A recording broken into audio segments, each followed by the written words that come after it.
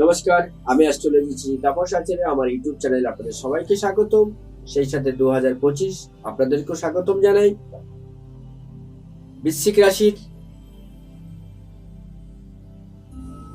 জাতক বা জাতিকাদের ভাগ্য প্রথমে বলবো, বৃশ্চিক রাশির অধিপতি গ্রহ কিন্তু মঙ্গল এবং বছরটাও কিন্তু মঙ্গল।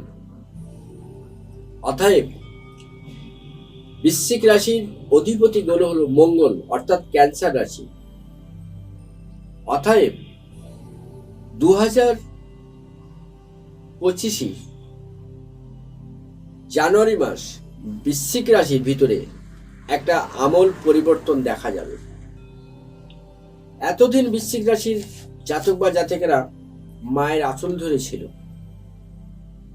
তারা বিদেশে যাওয়ার জন্য ভেবেছিল, ব্যবসা করার জন্য চিন্তা করেছিল, হয়তো চিন্তা করেছিল কিন্তু মাথার থেকে উড়ে গেছে, হয়তো ভেবেছিল কিন্তু সেটা করেনি।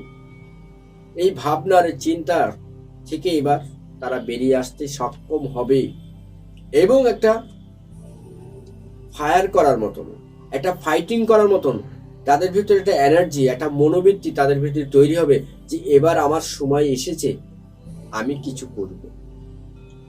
অনেক দিন হলো ভাবছি, এবার আপনার ভাবনাটাকে আপনার কাছ থেকে সরে যাবে। এবার আপনার জীবনে কিন্তু একটা দারুণ পরিবর্তন দেবে। কোন বিষয়ে পরিবর্তন দেবে? যারা ডাক্তারি পেশায় আছেন, বৃশ্চিক রাশির জাতক বা জাতিকারা, যারা ফায়ার ব্রিগেড আছেন, যারা ডিফেন্স লাইনে আছেন, যারা মিলিটারিতে আছেন, যারা বিএসএফ আছেন, তাদের জন্য কিন্তু আমূল পরিবর্তন। তাদের কিন্তু প্রমোশন মাস্ট, তাদের কিন্তু সন্তানের জায়গা মাস্ট, তাদের কিন্তু বিবাহ যোগ এবার তৈরি হবে।